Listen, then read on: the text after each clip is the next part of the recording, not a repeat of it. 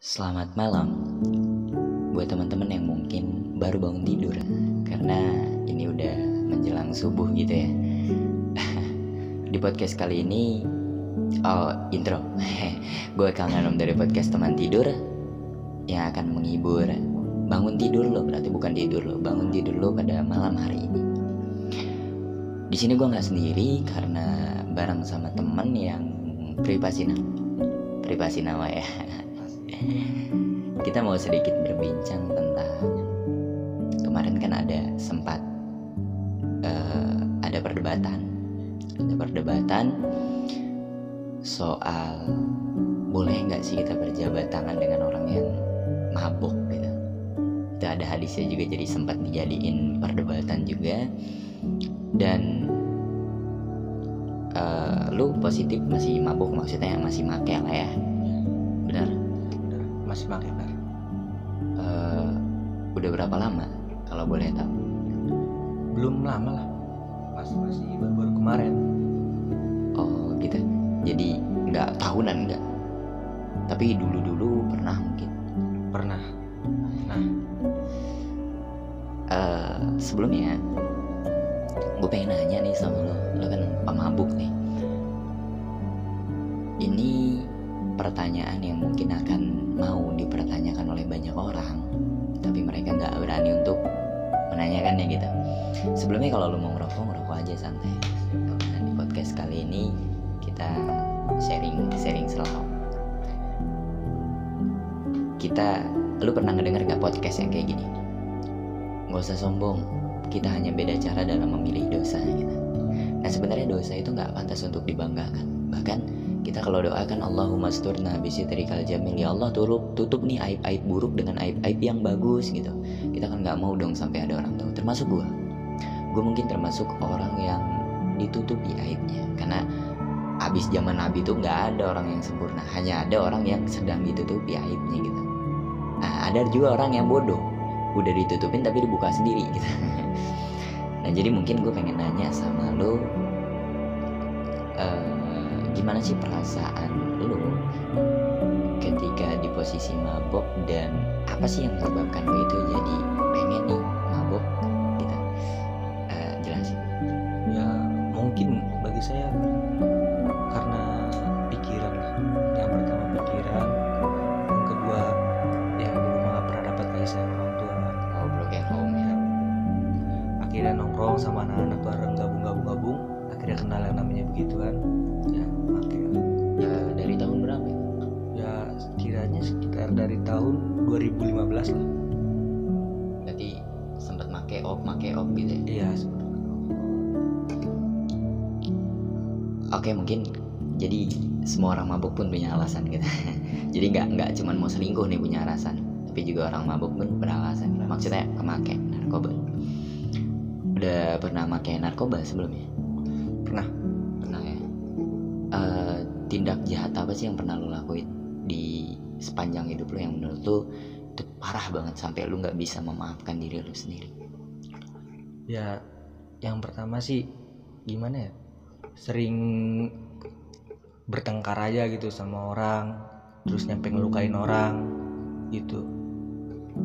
Mabuk nggak jadi salah satunya? Ya mabuk juga. Nah gitu, kirain lo nggak nganggap lo. Tapi gini men, gue punya guru.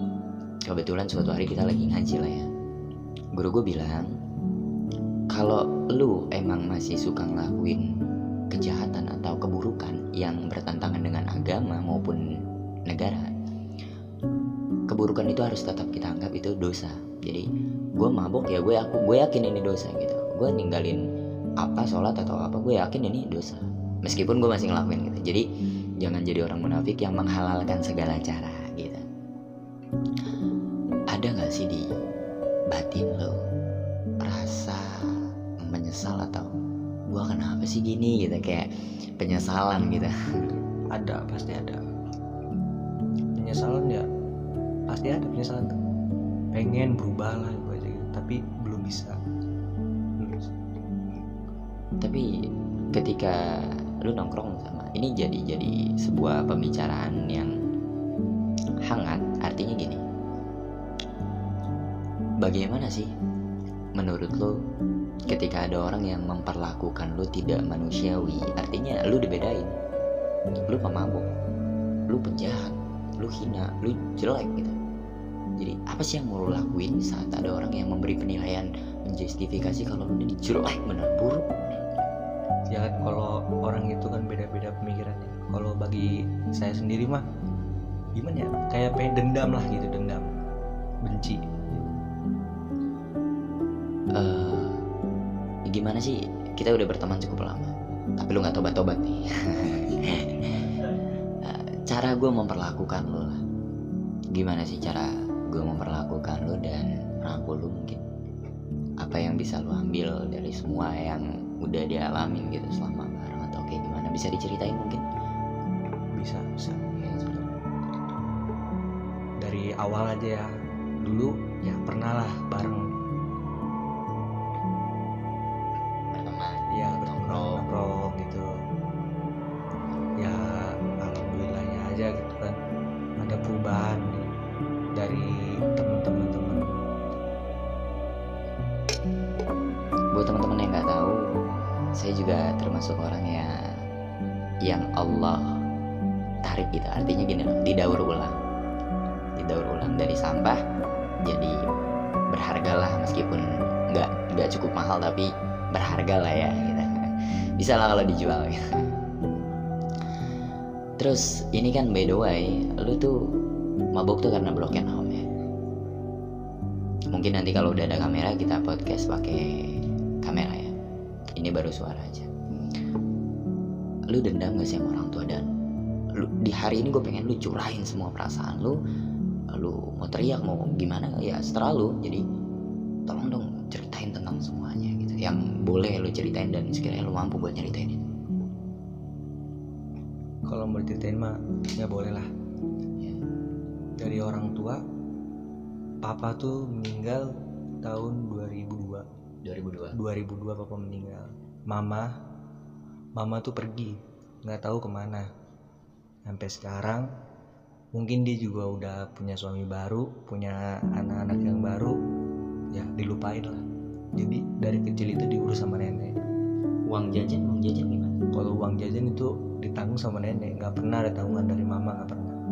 Jadi ada. Selama ini mama nggak pernah nafkahin lu gitu? Nggak pernah.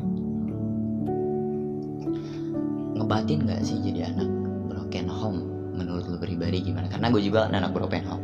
Pasti kita punya alasan yang berbeda gitu. Ngebatin nggak sih? Ngebatin banget. Bagi saya ngebatin banget. Sehancur apa sih kalau boleh diceritain gitu? Ya kalau sehancur apanya mah ya bener-bener hancur. Hancur banget lah. Iya hancur banget lah. Dan jadi sampai hari ini lu masih ngerasain pedih itu juga? Masih ngerasain. Ada nggak sih rasa di hati lu pengen balas dendam sama orang tua? Ini kita lagi ngomong secara nafsu, artinya apapun yang ada di hati kita ungkapin aja semua. Ada.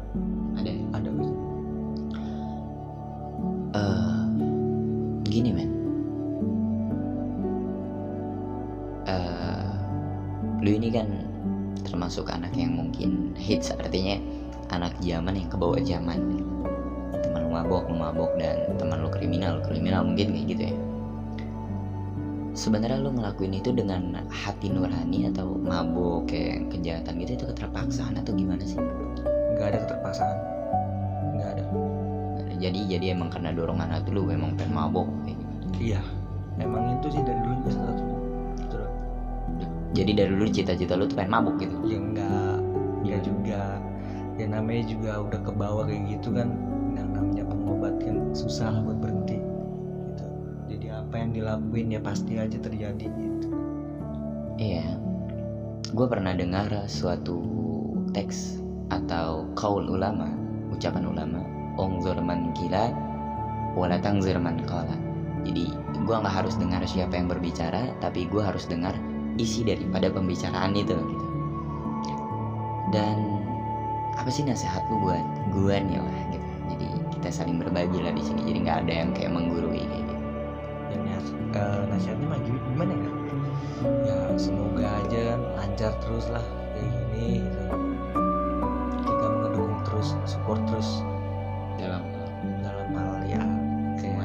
semuanya lah pokoknya gitu. Namanya juga temen udah lama ya kan. Nah itulah.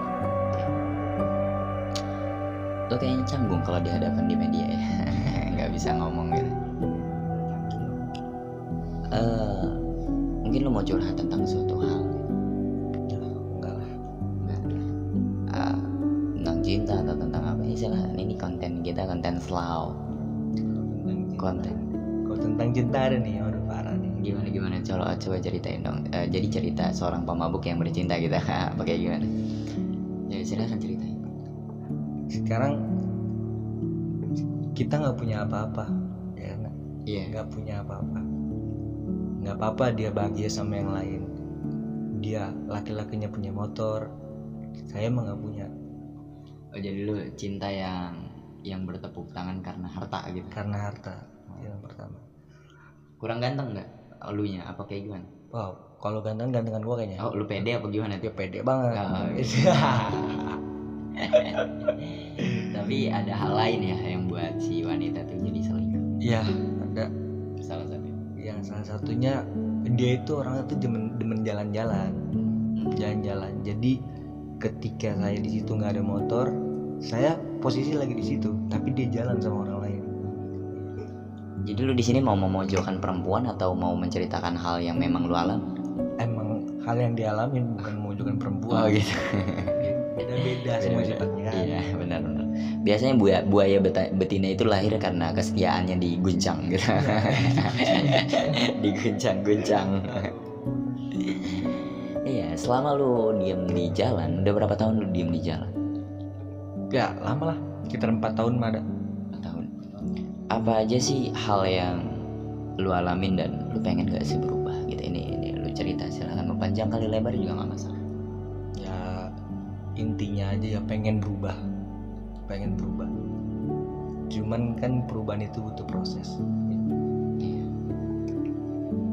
Jadi buat teman-teman yang mungkin nilai bahwa pemabuk itu begini, pemabuk itu begitu, please dari sekarang kita bisa saling mendoakan. Ketika kita mengajarkan, mereka tidak mau mendengar apa yang kita ajarkan. La yaruddul qadha illa doa, karena tidak ada yang mampu merubah takdir qadha mu'allaq kecuali doa gitu. Ada qadha mubrom, ada qadha mu'allaq. Qadha mubrom itu qadha yang nggak bisa diutak-atik, itu qadha dari Allah. Ada lagi qadha mu'allaq. Kalau qadha mu'allaq itu bisa kita usahakan dengan ikhtiar, doa dan lain-lain.